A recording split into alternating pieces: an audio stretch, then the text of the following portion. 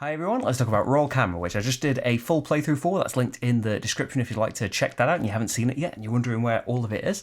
And it's on Kickstarter right now, so again, the campaign page will be linked in places as well. And as I mentioned at the start of the playthrough, I was paid to make the playthrough video.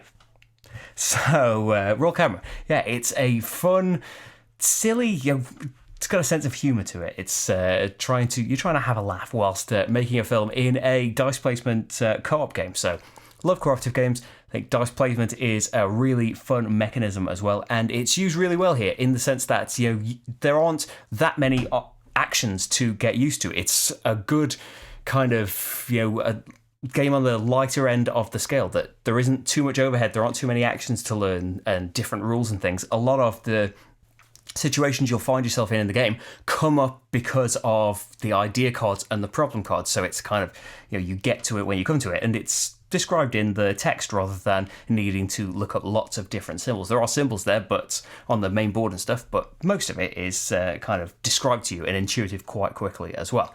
And one of the things that is striking, that not always, it didn't happen in the playthrough, but as you go through the game, you are filming these scenes from this storyboard, and there's a nice little, there's a spatial element to it. It's not like, it's not tile laying and stuff, but you're trying to match these patterns of the crew dice that match the ones you need on the storyboards, and there's a puzzle in when do you buy new pieces of set, how do you rotate them to be effective, do you just do it this once for the next scene that you've got, or can you spot a little pattern where you can make the new set configuration work with both of the upcoming things? Will they still be there? Will problems make it so you can't draw things?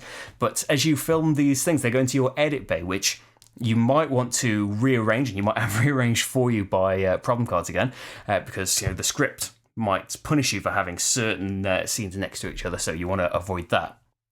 But it can tell quite kind of standard film-esque little stories that are quite easy to tell. I found maybe I'm missing something simple, but watch the playthrough and see what you can come up with for the plot of that film, because that film just went a bit weird.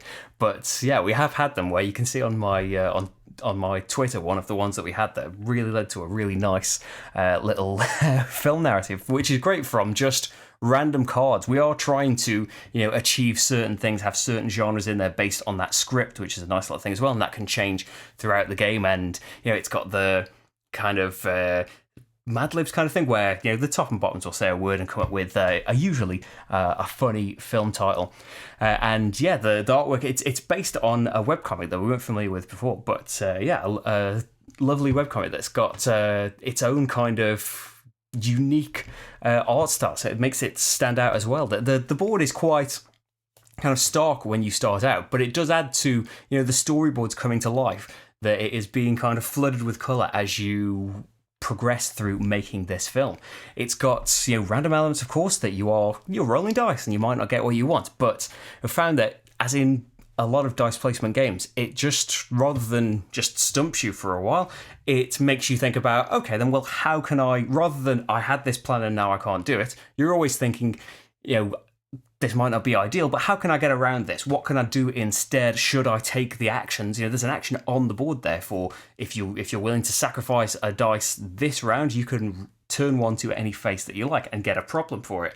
And that problems aren't necessarily, it all depends on what's going to come out. There is luck of the draw in the problems as well, depending on the situation that you're in and the route that you're going down. Are the problems particularly going to affect you? And the timing of them matters as well. If it's going to rotate all the sets 90 degrees and that happens right at the start when you've only got one act, you probably don't care. But towards the end of the game, as you're running out of money and time, and the thing is full with sets that are just configured to the way you need them, and then they all rotate, then that's going to be a huge problem in it.